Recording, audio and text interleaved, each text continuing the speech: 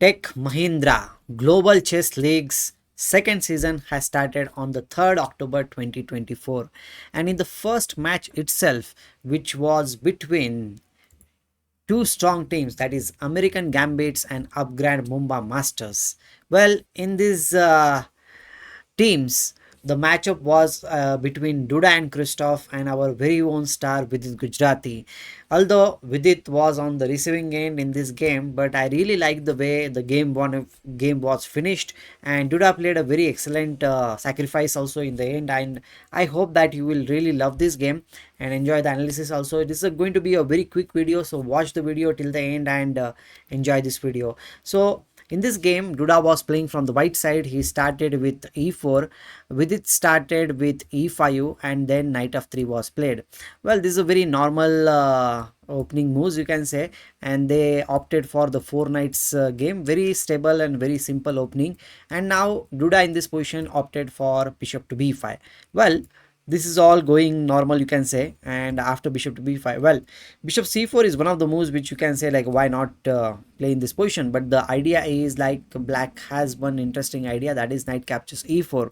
And the thing is that if you capture back with the knight, then d5 will be played, and this position is considered to be good for black because black's pieces are quite active. Black will play bishop d6. Even if you capture on c6, there is no worry because we can play bishop to a6, and then bishop will be doing a good job on this diagonal, or you can also play the bishop on this diagonal. So with two bishops on the board, castling will be played, and then f5 will be one of the ideas in the position, followed by e4. I think black will be having a very interesting position. Well, after knight into e4, you might say like why bishop into f5 will be coming, why not play that move? Well, the thing is that if you play king captures f7 and then knight into e4, then d5 is a very interesting move. Even if you give a check, the king will just run away on g8, and on the next move we can play h6. The knight has to go in the corner of the board, and I think this position is going to be better for black. Okay, fair enough. I hope that you have understood why bishop c4 is usually not played in this position. Bishop b5 was played by Duda and Christoph. So here Vidit came up with a very interesting idea, which is quite famous also, that is knight to d4.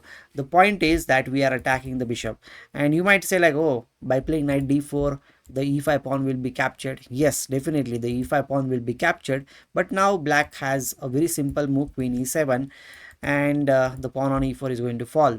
This knight needs to move back, or maybe you can give a support also, but in that case also we'll just simply capture on b5, knight captures b5, and then we'll play d6.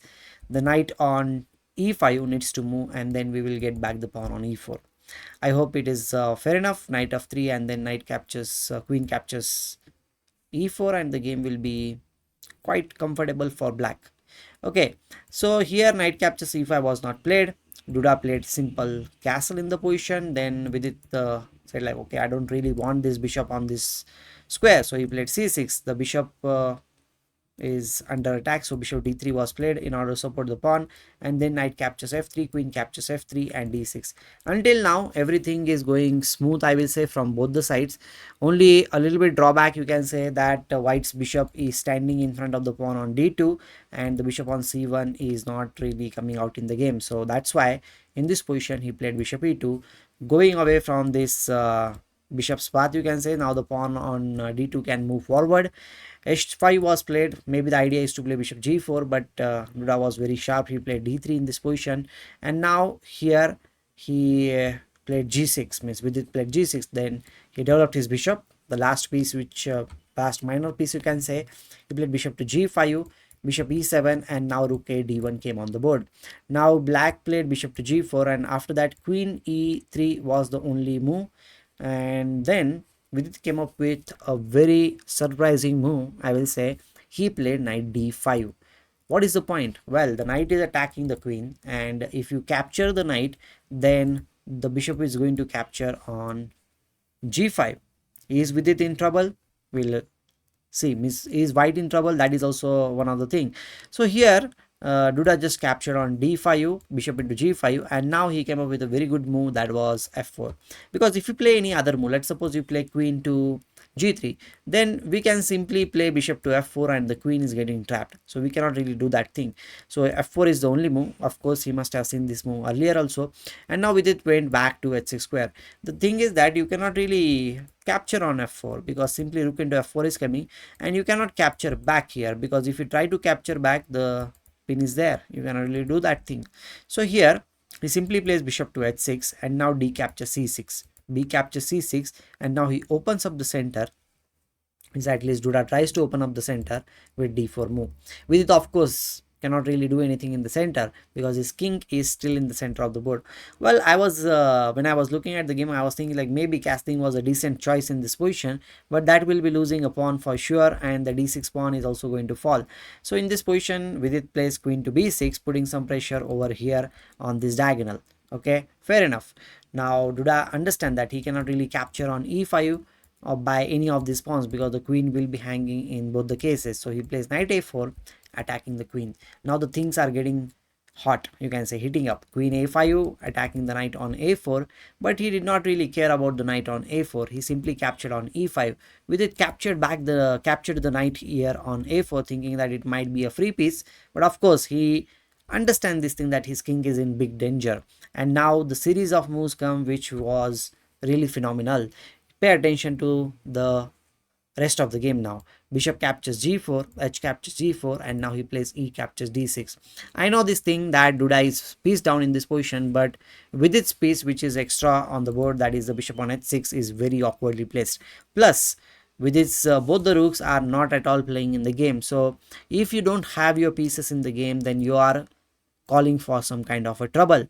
So that's what it happened in this position also. King f8 was played. He simply gets the queen to e7 check, king g7, and now he plays queen e5 check, again provoking the moves like f6, but with it played king to g8, and now he played d7.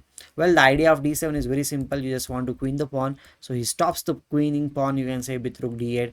And now a very interesting move. What did he play?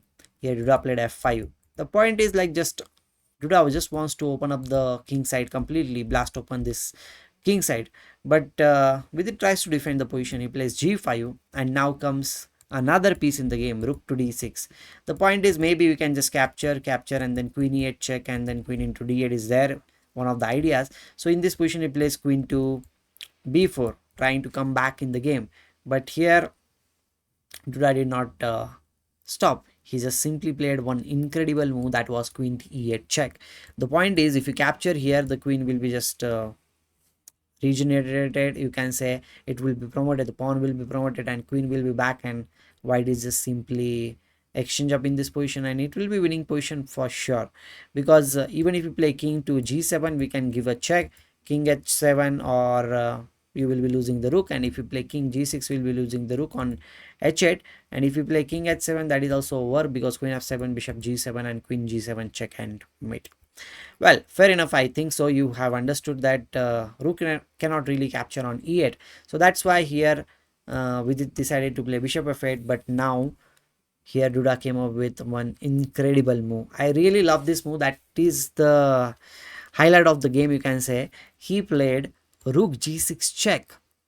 You cannot really capture, means okay, you can capture in the position, but then here you have to find the best move, because if you play queen into g6 in this position, bishop g7 will be played and black will definitely survive in the position. But Duda had already seen it.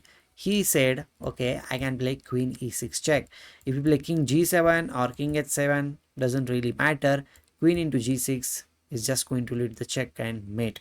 So after queen e6, we did play king h7, and it was all over. Queen g6 check and mate, and the game was over. So that was a very short game, I will say, from Tech Mahindra's first matchup, and I hope that you enjoyed the video. I promise you that I'll be making very good videos about our very own superstar, Olympiad gold medalist Vidit Gujarati very soon after this tournament gets over. So till that moment, we'll be getting a lot of updates about this Global Chess League season 2. So stay tuned on our channel, and we'll be meeting very soon. Take care. Bye bye.